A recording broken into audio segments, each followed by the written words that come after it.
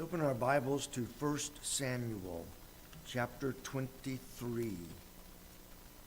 1 Samuel, chapter 23.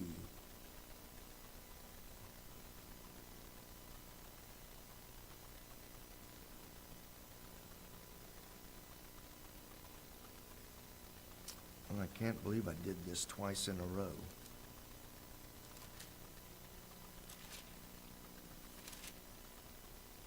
There it is, chapter 21.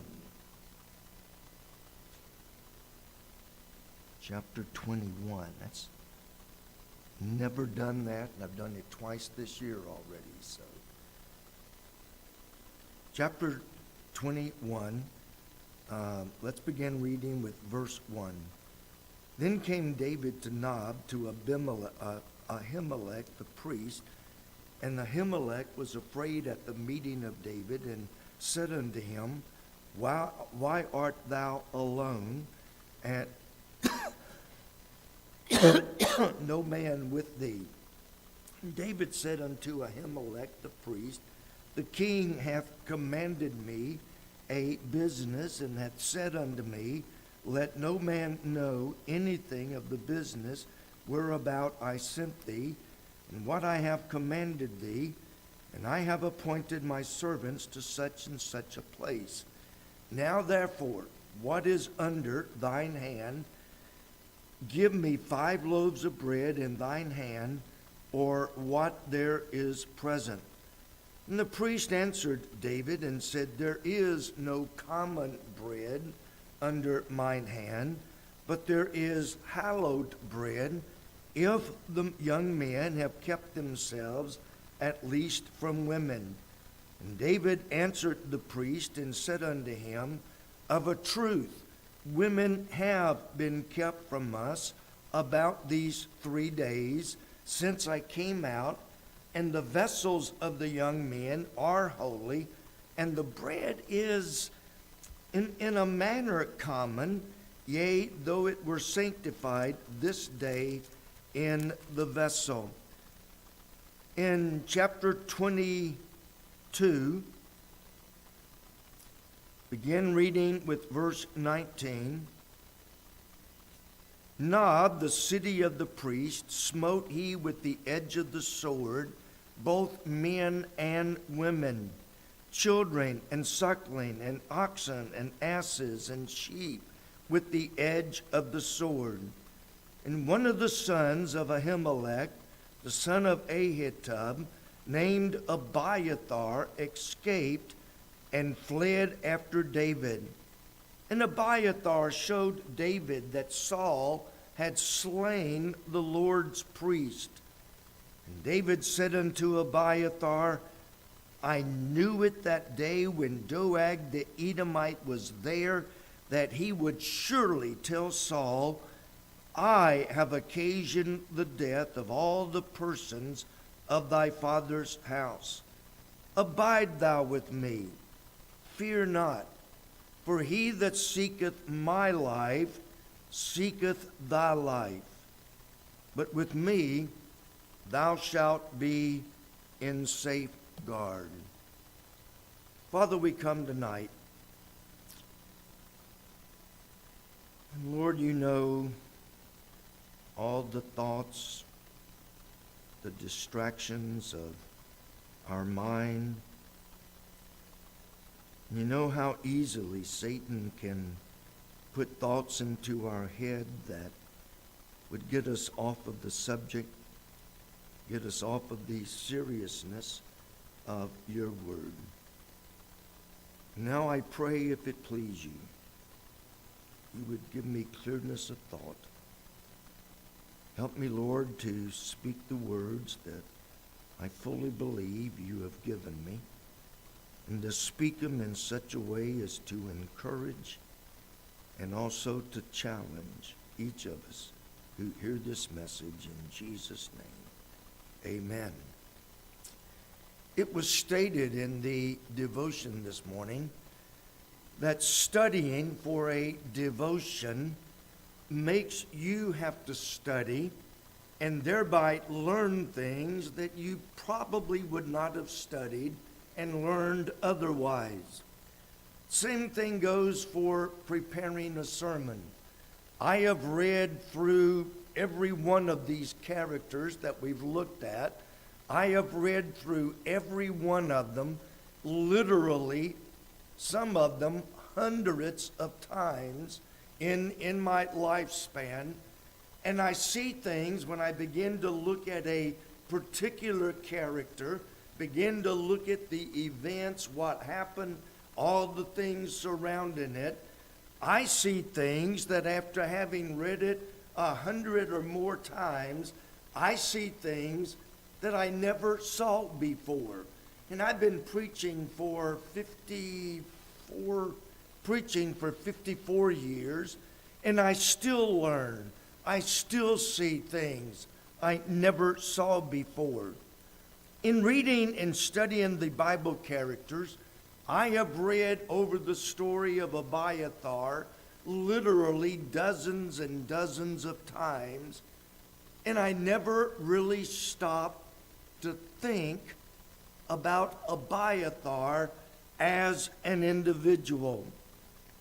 I read it, yeah, that's true, I believe it, but I never really studied him. I want to study him tonight. In doing so, I'm going to have to give you a history lesson, how we got up to this point. Then I'm going to have to give you some actions that his father did, Ahimelech. Then I will show you, hopefully, the reaction that Saul gave, all of that leading up to Abiathar and what he did. And as I said this morning, we'll look at not only what he did, but I found as I was studying last week, I found that what he did not do to be just as important as what he did do. Now, to understand Abiathar, you have to know a little bit of his history. His father was Ahimelech, that we read there in the first part of chapter 21. Ahimelech was the high priest at this time. He was the man that was the overseer to make certain that all of the worship, all of the sacrifices, everything was done exactly the way Moses, under the inspiration of God, had told the priest to do. He was the one that once a year went into the Holy of Holies, there made the annual sacrifice in the Holy of Holies, first for himself, then next for all the people of Israel. The high priest had a very, very important job. He was to not only oversee, he was to enforce all of the rules and everything that Moses had put in place. Abiathar, being his son, would normally be the next in line for the high priest office. The high priest was not a popularity, it was a genealogical thing. I'm high priest, my oldest son would follow in my footsteps. When he dies, his son, if he had one, would follow in his footsteps. And it was passed from father to son, right on down through until we get to the New Testament. So Abiathar was an under priest. He was a priest in line to be the high priest, but for now, he just kind of oversaw the daily sacrifices. If you've ever read Leviticus, you know that there, if it was a sweet smelling, if it was a sweet savor offering, you did this. If it was a sin offering, you did this. You killed the animal, you cut it open, you took this part of the animal for one kind, another part for a different kind. He would oversee the daily, administration and of the sacrifices. His father would be over him, and then have the whole entire, tabernacle and everything. Now, Ahimelech is put into a position that was not anything he wanted to be in. Notice in chapter 21, verse 1, the verse that we read, it said that David went to Nob to Ahimelech the priest, and Ahimelech was afraid at the meeting of David. Evidently, Ahimelech, for some reason, began to question David's story. For one thing, David was a captain over 1,000 men. Why would he be coming in the middle of the night alone and asking for the most basic of things? He was afraid at the meeting of David. Something in Ahimelech's mind said something isn't right here. We call it a gut instinct. But he knew something did not add up. And so he was afraid. David begins then to say, well, let me explain. The king sent me on an errand so important that he woke me up in the middle of the night, sent me on an errand that was so important, I didn't have time to get my sword. I didn't have time to get my uniform. I didn't have time to even get basic food. The mission was so important that I just got out of bed and left on the mission without any supplies. Didn't even get my sword. Well, that alone would make me a little suspicious. Here is the captain of the guard, over 1,000 men, and the business was so important, he didn't have time to reach over and get his sword. He didn't stop by the refrigerator on his way out. He didn't get any food. He's going on a mission, doesn't know where he's going, how long he'll be gone, and he doesn't even get the very basic necessities. And so David says, I need food and I need a sword. I'd say when you think about it, it would be like the army over in, I don't know, where is our army today? Are we still in Iran? No, we came out of Iran. It'd be like our army being sent out on a mission and nobody taking their gun, nobody taking their canteen, nobody taking their, MREs, nobody taking anything, and going out and saying, oh, we just didn't have time to get food and swords and all of those things. So David kept on.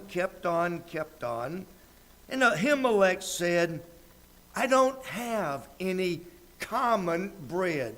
Common bread was bread that almost anyone who had not been with their spouse for at least 3 days, they had not come together with their spouse, and so almost anyone could eat common bread. I don't have any common bread.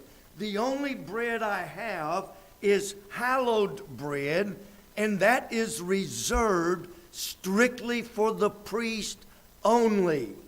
No one but priests are supposed to eat the hallowed bread.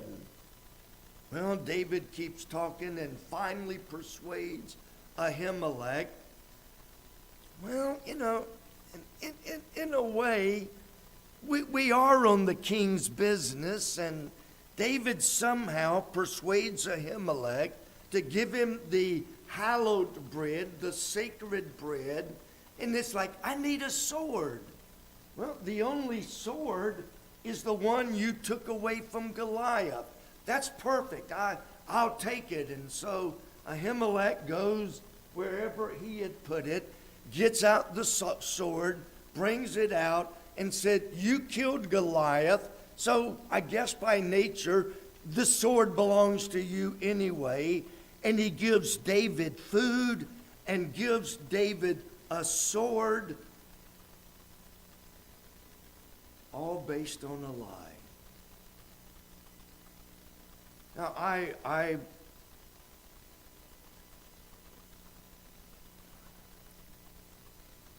got in trouble one time in college because I made the mistake of pointing out that the men of the Bible were men, people.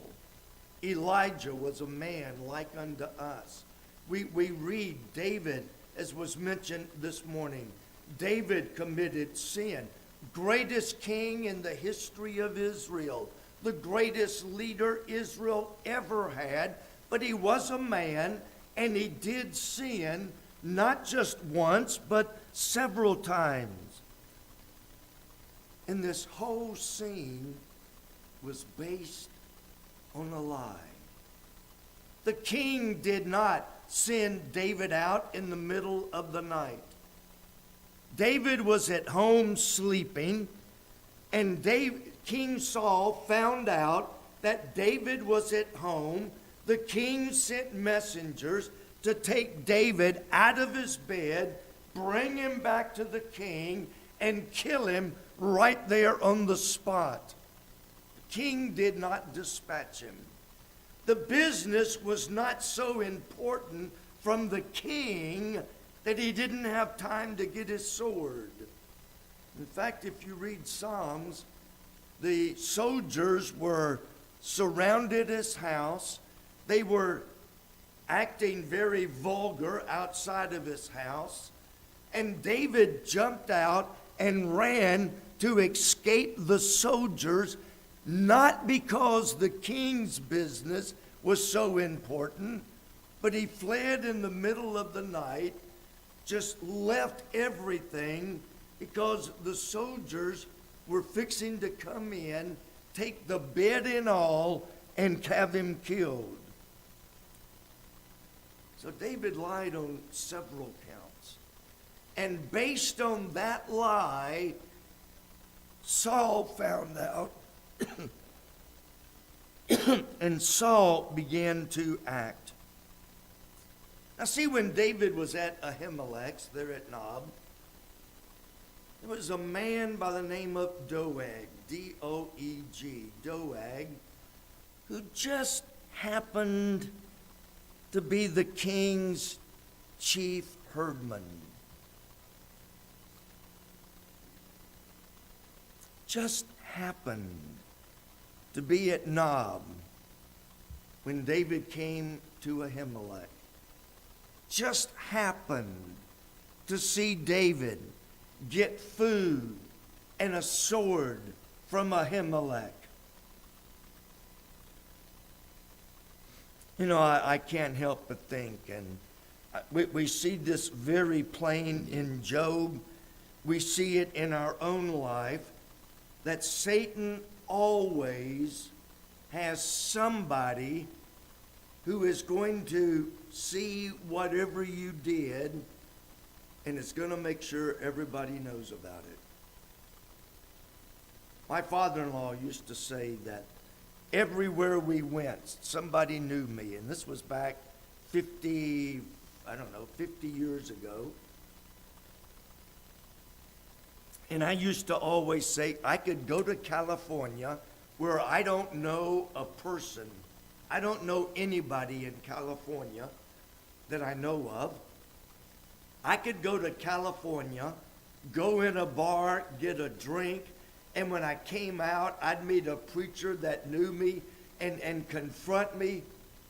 You can't sin and get away with it. David lied. He tricked Ahimelech. He deceived. He took bread that he was not allowed to take. And Satan made certain he had one of his messengers there to see David, to see a little bit of what happened, and to go back and tell Saul and make certain that King Saul knew what Ahimelech had done. I tell people, I've told a lot of people this. Satan is as a what? Roaring lion, going about to help everybody he can help. He's going about as a roaring lion, seeking whom he may devour. Satan will do anything and everything to destroy us, to discourage us, to scare us, to frighten us, to get us to slip up so that he then can have occasion. You know, what is it? Revelation said, he's the accuser of the brethren day and night. He is constantly going up, saying, did you see what your daughter did? Did you see what your son did? He's the accuser of the brethren. And David did not help the situation by lying to Ahimelech. All Satan needs, and I constantly remind myself of this, and I pray that God will keep me from doing something, anything that will give Satan an extra inch to attack me and thereby my family, the church, my friends. All we need to do is make one slip, and Satan will make sure everybody finds out. Doeg was not there by accident. Doeg was not at Nob just on a mission. He was there, put there, placed in that spot, I believe, by Satan himself, so that he could have something to go back and get David in trouble with. Now, when he got back, I cheat, steal, do anything. Well, when Saul heard what David had done and what Ahimelech had done, he acted based on hearsay. What is it the Bible says, Old and New Testament? That everything is to be established in the mouth of 2 or 3 witnesses. In the case of Matthew 18, you don't take one person's word.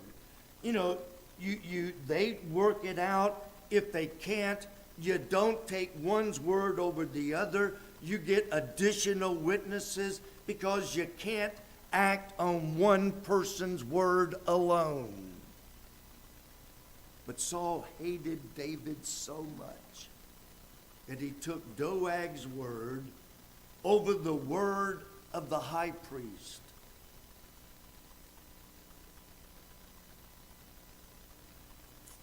Even when Ahimelech denied the charges, Saul still believed Doeg. And I couldn't help but think of the verse in Proverbs 29. In verse 12, Solomon wrote, if a ruler hearken to lies, all his servants are wicked. Now, I've read that. I've quoted it a few times in sermons. But I thought, I really want to make sure that I really understand it. So I got out my commentaries. I got out some things, and I looked that verse up. And basically, if you put it, look at it word for word, it sums up that when a king only wants to hear what he wants to hear, all of his servants will tell him what he wants to hear. If a king will believe a lie, then everybody becomes a liar to get the attention of the king. All his servants are evil, wicked. And so when Doeg told what his version, the king never questioned it because he was so full of hate to David. He was so mad at Ahimelech that he never even questioned anything that Doeg said. David said, so the soldiers kill Ahimelech and all the priests with him. The soldiers had more sense than the king did. You did not lay your hands on the priest. You did not lay your hands on any of the priests, certainly not the high priest. And so when Saul said, kill all of them, his soldiers refused. They had enough respect for the men of God that they refused a direct order. Finally, Doeg said, I'll kill him, doesn't bother me. And Doeg killed every one of the priests. Then he went to Nob and killed all the people there, destroyed the city. Unfortunately, there are still people like Doeg. Well, what did Abiathar do? We've got all of that to get up to Abiathar. He was next in line, probably, to be the high priest. So he becomes now a very important person. For some reason, he did not go to where King Saul was. Saul said, every one of you come here. They all went except Abiathar. He stayed behind for some reason. Maybe he suspected foul play. We can speculate, but for whatever reason, God made sure that Abiathar did not go. And when the men were coming, when Doeg was coming to destroy Nob, God made certain that Abiathar was long gone before Doeg and his men got there. Now there's an interesting, it's a little phrase. My medicine must not be working or something, because my mouth is really dry. There's a little phrase that is found there in the verses we read, that when Abiathar fled, he took the ephod with him. How many of you know what the ephod was? Anybody? One. One going once. Two, okay.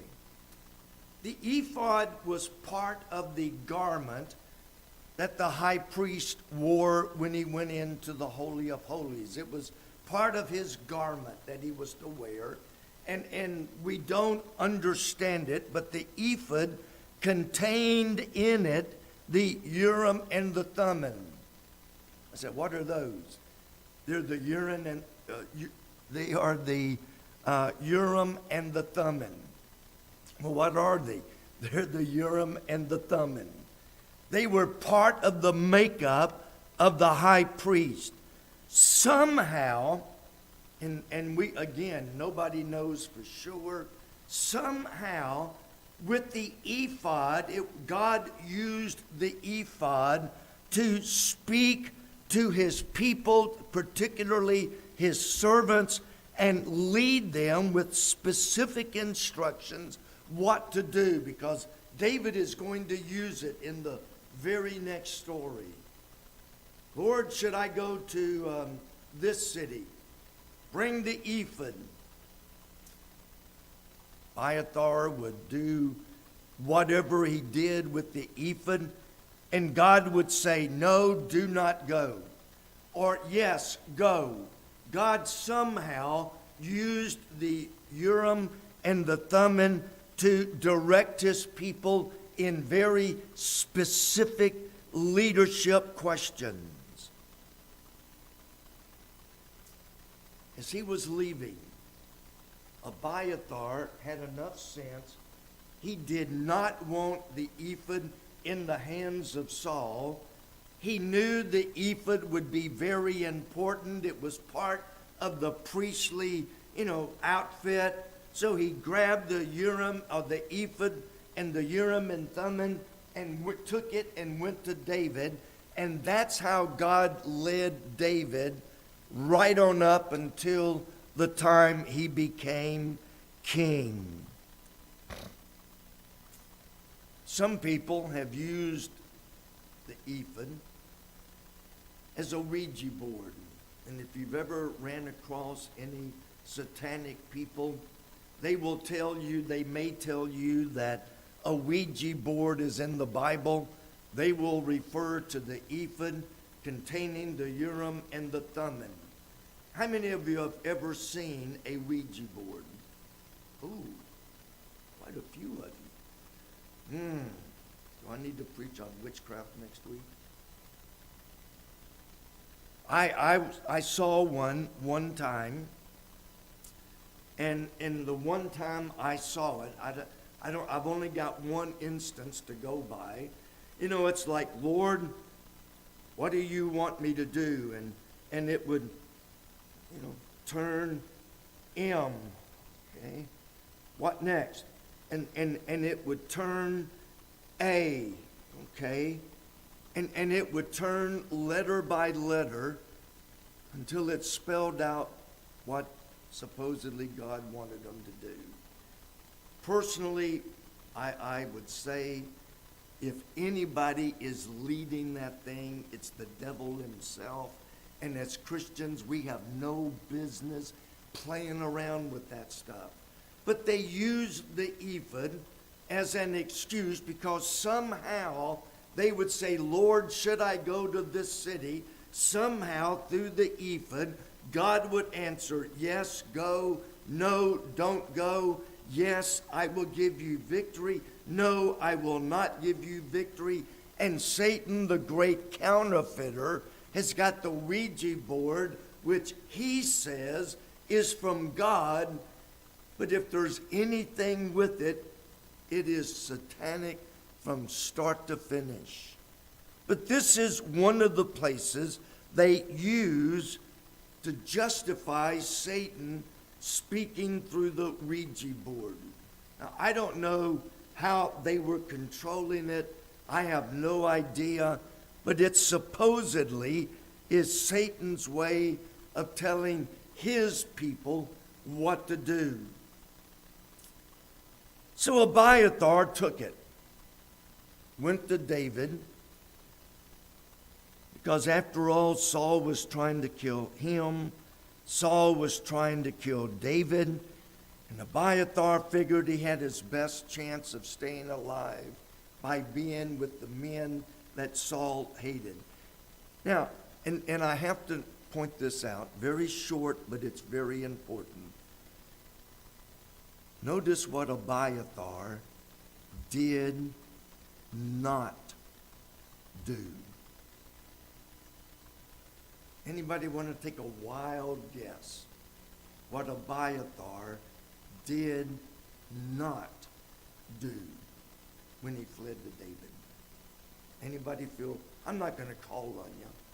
I'm not going to make you answer. Everybody wants to take a wild guess. I've got my chapters all written down wrong. But notice chapter 22. And I read this earlier.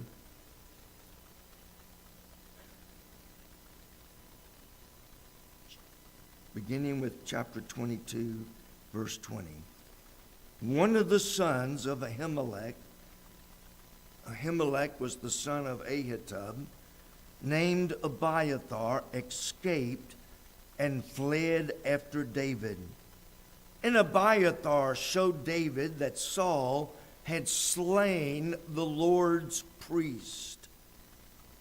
And David said unto Abiathar, I knew it that day when Doeg the Edomite was there, that he would surely tell Saul, I have occasioned the death of all the persons of thy father's house.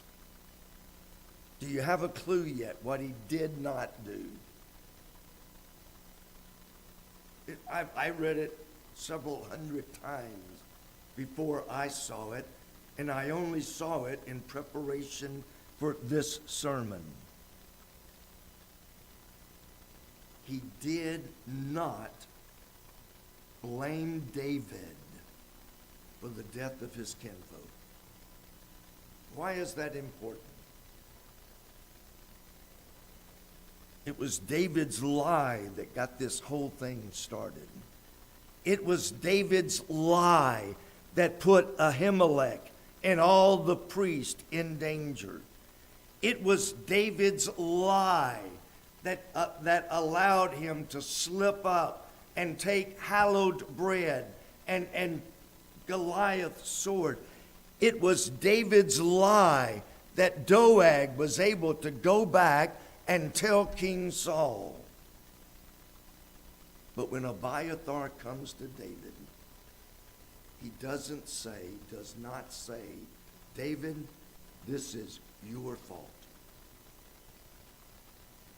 How many times have you and I blamed somebody else rather, and I want to be careful, rather than simply say, God, I know that you're in control. David lied. I'm not excusing that. I'm not justifying that. David has to live with that on his conscience. David has to live with the fact that he is responsible for the death of the high priest and a whole city full of priests. David has to live with that within himself. But rather than point the finger, Abiathar's attitude is, we have a situation. We don't have time to point the finger. We don't have time to blame somebody else. We have a kingdom. We have 400 men plus their wives and their children. We don't have time to pass blame. And even if we did, what good would it do? If anybody had a right to be upset, it was Abiathar. Because of David, his father was dead. Because of David, if he had brothers and sisters, they were dead. If because of David, his friends in the city of Nob were all dead because of David's lie. But Abiathar did not waste his time, his energy, his strength, pointing fingers and saying, this is all your fault. Over the years, and I'm sure my wife will remember some of these, over the years, either directly or indirectly, I dealt with people, and I'm thinking of a couple specific cases. In one case, they were members of my brother's church in Texas. Beautiful family. Had about a 5-year-old girl. She could sing like you have never heard. 5 years old, she could almost go professional. They had been out of state visiting family. They were coming back to Houston. Mom was driving the van. Somehow she lost control, wrecked the van, and the little girl was killed instantly.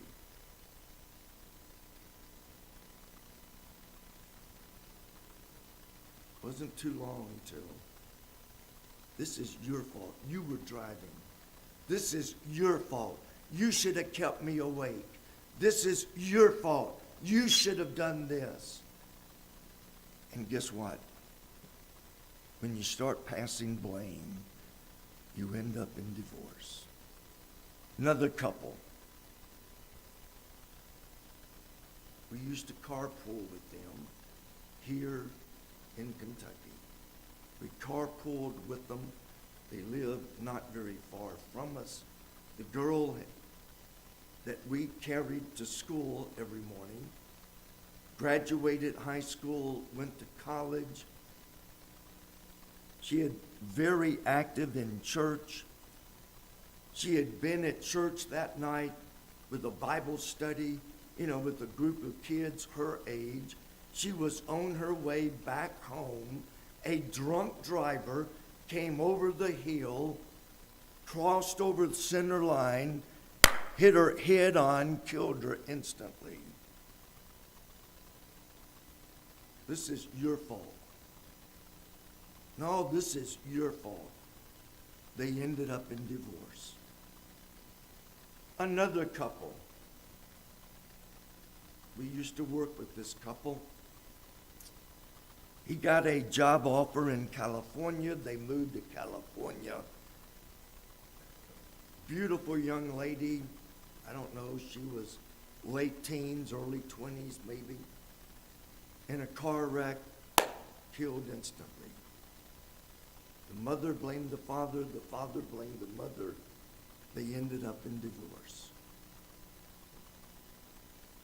Things happen, and I'm not excusing or justifying David, but things happen.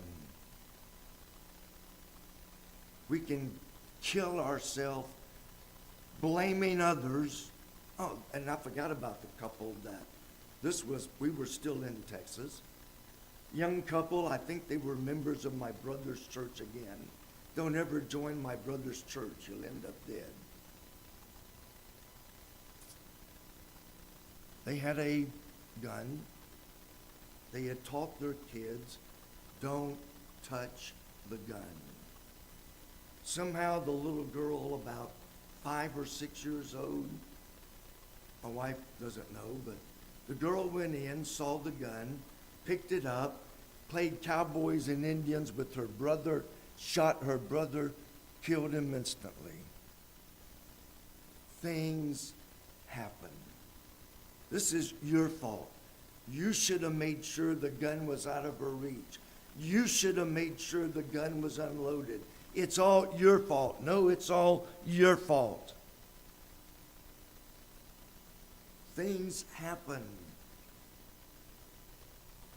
Abiathar knew that if he started playing the blame game, they wouldn't be able to do anything for the good of the country. Every one of those cases we knew personally. Every one of those cases ended up because they played the blame game. If you had done this, if you had done that. By the way, the final investigation on that van that crashed, the blame game. We can spend our whole life blaming somebody for everything that happens. But as I read it, and I began thinking last week, and I went back and read it again, and thought about it again. Abiathar lost everything. But he went to David. Instead of saying, this is your fault, it was, what can I do to help? How can I help you, David? How can I benefit you?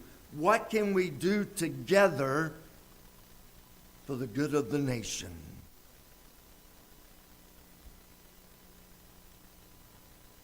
Instead of blaming, he encouraged David. Became a loyal, faithful follower of David. until the very end. Now you remember Absalom rebelled against David, and Absalom eventually was killed. Toward the end of David's life, very shortly before the end of David's life, Adonijah, who was the oldest son and by rights would have been the next king, Adonijah said, Dad is old. Dad's memory is fading. Dad has a number of physical ailments. Dad's not going to be around much longer. I'm going to pronounce myself king. And so Adonijah got some men, and they all began to sing, Adonijah, king, king, Adonijah. Now, Abiathar had been faithful to David from day one for many, many, many years. But for some reason, he stood with David against King Saul. He stood with David against Absalom. But in his final act, he sided with Adonijah against David. He stood with Solomon. God had already said, Solomon is going to be the next king. Adonijah said, no, I'm going to be the next king. And Abiathar, along with Joab, both took sides with Adonijah. A lot of speculation why, at this point, did they turn against David. To be honest, any answer would be pure speculation.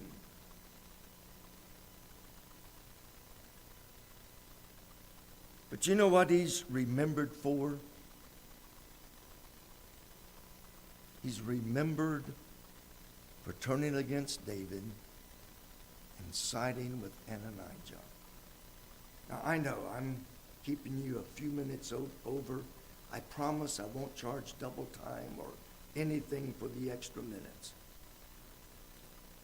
And as I thought of this, I have known some really great men over the years. I could name some of them. One or two of you might even recognize some of the names. Strong, faithful men of God, faithful pastors, faithful leaders. And then toward the end of their life, they get mixed up with something. Two cases, they ended up with an affair. Other cases, they ended up in different things. Do you know what they are remembered for today? As far as I know, every one of them are dead. Nobody remembers the 30, 40, 50 years they stood firm. Nobody remembers the doctrine that they taught and the stand that they took. They are remembered for the last thing that happened, which was getting involved in an affair or something similar, and that's what they died with their name on. I began to ask myself, what do I want to be remembered for? You know, being a pastor scares me to death. It really does. Scares me to death sometimes. Because I don't want to live my whole entire life and then destroy my whole testimony because of something that I do that I shouldn't have. What will you be remembered for? Paul said, and this is what I would like to be, I have fought a good fight. I have kept the faith. I have finished my course. I challenge you. What will you be remembered for? Here's the challenge. let's guard ourselves and let's guard each other so that the last thing people know us for is not compromise and sin.